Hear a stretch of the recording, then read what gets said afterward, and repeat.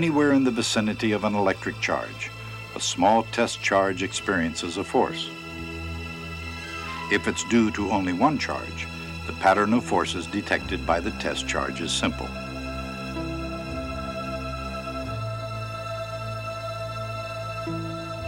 The pattern's more complex for two opposite charges.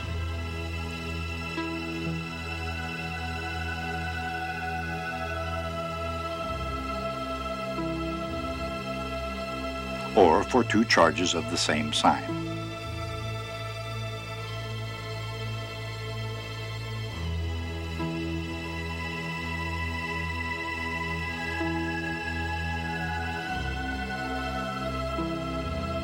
And more complex still, for more complicated arrangements.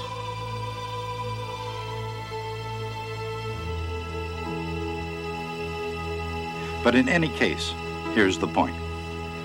Even if the test charge isn't there to feel it, the pattern of forces can be imagined to exist everywhere in space. This is the essence of the idea of the field. And although Faraday only imagined it, the field can also be expressed mathematically.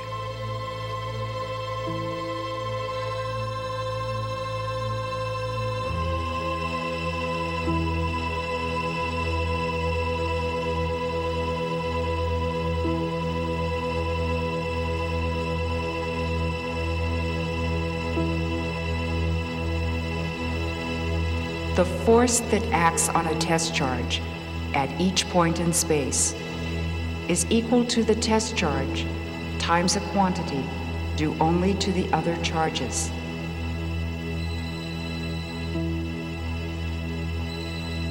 That quantity is the electric field.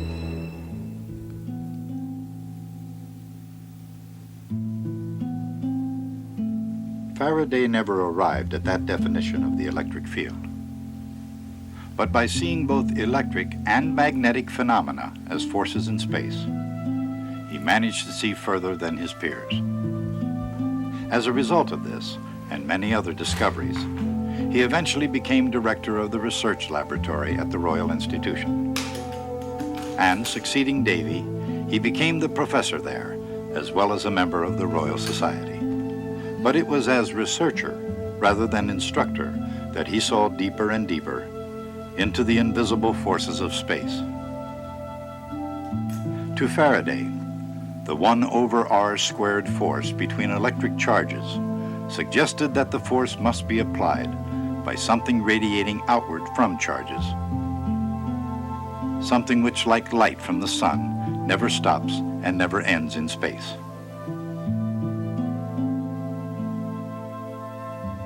As Faraday imagined it, this something would be lines or tubes, each one capable of applying a force to any charge in its path.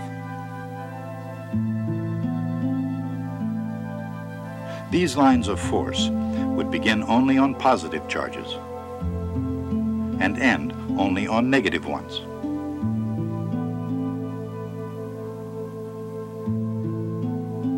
And they would flow smoothly through space, never crossing or tangling.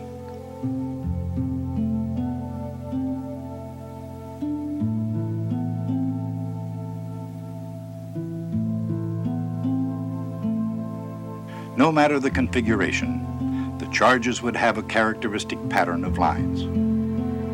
The force they applied would be strong near the charges where the lines are crowded together, and weak far from the charges where the lines are farther apart. The ability to apply a force resides at each point in space, and the force arises from the intensity of lines, regardless of the location of the charges that create them.